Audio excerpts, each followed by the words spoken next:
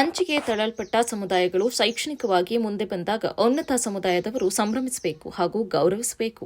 ಕೆಳಗಿನ ಜನಾಂಗದವರನ್ನ ಮೇಲಿರುವವರು ಮೇಲೆತ್ತಿದಾಗ ಮಾತ್ರ ಸಮಾಜವನ್ನ ಸ್ಥಾಪಿಸಲು ಸಾಧ್ಯ ಎಂದು ಡಾ ಬಿಆರ್ ಅಂಬೇಡ್ಕರ್ ಅವರು ಆಗಲೇ ಹೇಳಿದ್ದಾರೆ.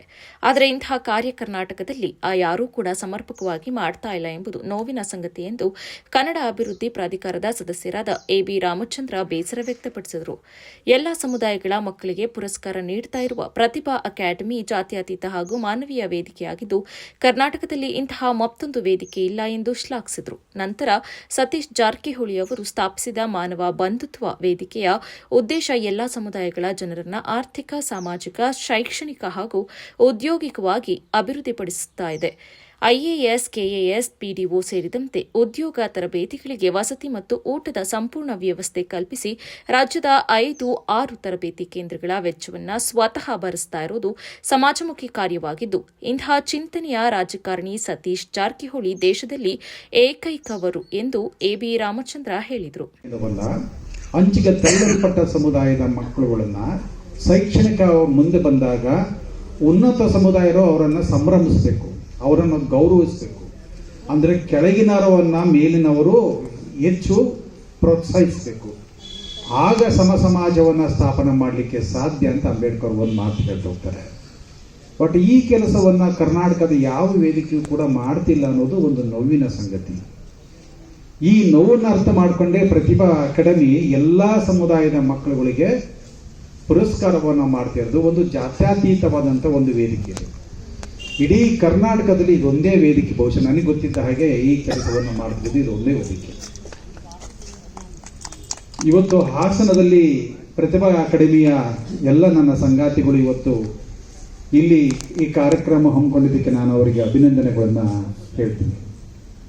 ನಾನು ವಾಸ್ತವವಾಗಿ ಮಾನವ ಬಂಧುತ್ವ ವೇದಿಕೆಯ ರಾಜ್ಯ ಸಂಚಾಲಕ.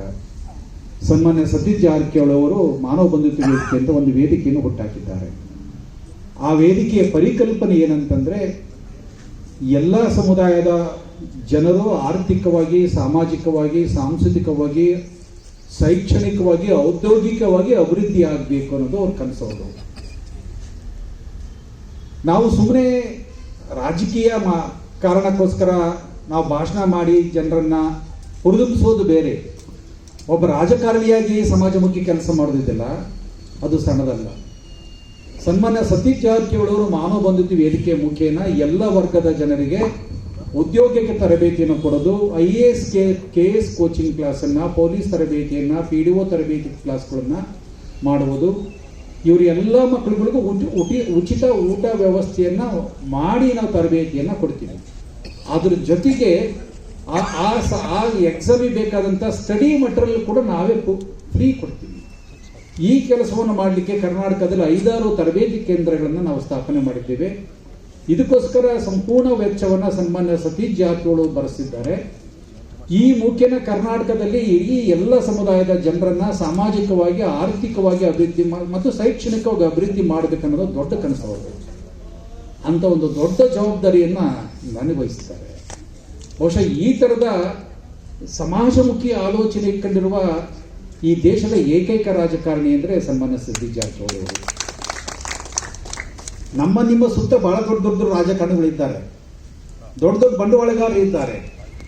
ಯಾರು ಈ ಸಮುದಾಯದ ಜನಗಳಿಗಾಗಿ ಈ ಥರದ ಹಣ ಖರ್ಚು ಮಾಡುವಂಥವ್ರು ಉಚಿತವಾಗಿ, ಬಹುಶಃ ನಮ್ಮ ಹರಿಹರದ ಕೇಂದ್ರದಲ್ಲಿಗೆ ಈ ಹಾಸನ ಭಾಗದ ಬಹಳ ಜನ ವಿದ್ಯಾರ್ಥಿಗಳು PDO ಮತ್ತು ಪೊಲೀಸ್ ತರಬೇತಿಗೆ ತುಂಬ ಜನ ವಿದ್ಯಾರ್ಥಿನಿಯರು ಬಂದು ನಮ್ಮಲ್ಲಿ ತರಬೇತಿ ಪಡ್ಕೊಂಡ್ರು. 15 ದಿವಸ, ತಿಂಗಳುಗಟ್ಟಲೆ ನಮ್ಮಲ್ಲಿ ತರಬೇತಿ ಇರುತ್ತೆ.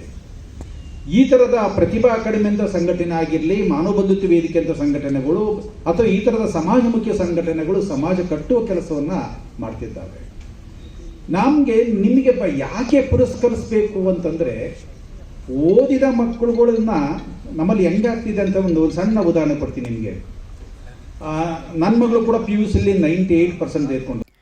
ಕಾರ್ಯಕ್ರಮದಲ್ಲಿ ಕರ್ನಾಟಕ ಪ್ರತಿಭಾ ಅಕಾಡೆಮಿ ಜಿಲ್ಲಾ ಘಟಕದ SS ರಂಗಸ್ವಾಮಿ, ಜಿಲ್ಲಾ ವಾಲ್ಮೀಕಿ ಸಂಘದ ಜಿಲ್ಲಾಧ್ಯಕ್ಷ ಮಧುನಾಯಕ್, ಜಾಗೃತ ಅಲೆಮಾರಿ ಸಮುದಾಯಗಳ ರಾಜ್ಯ ಒಕ್ಕೂಟದ ರಾಜ್ಯಾಧ್ಯಕ್ಷ MV ಗೋವಿಂದರಾಜು, CGM ಒಕ್ಕೂಟದ ಜಿಲ್ಲಾ ಪ್ರಧಾನ ಕಾರ್ಯದರ್ಶಿ ಹರೀಶ್ ಉಳುವಾರೆ, ಅಖಿಲ ಕೊಳುವ ಮಹಾಸಂಘದ ರಾಜ್ಯ ಸಂಘಟನಾ ಕಾರ್ಯದರ್ಶಿ ಎಂಎ ರಂಗಸ್ವಾಮಿ, ಜಿಲ್ಲಾ ಹಕ್ಕಿಪಿಕ್ಕಿ ಬುಡಕಟ್ಟು ಸಮುದಾಯ ಅಭಿವೃದ್ಧಿ ಸೇವಾ ಸಂಸ್ಥೆಯ ಜಿಲ್ಲಾಧ್ಯಕ್ಷ ಎಎಂ ಹೂರಾಜ ಹಾಗೆ ಎಂಬಿಬಿ ವಿಭಾಗೀಯ ಸಂಚಾಲಕ ದ್ಯಾವಪ್ಪ ನಾಯಕ್ ಇತರರು ಉಪಸ್ಥಿತರಿದ್ದರು.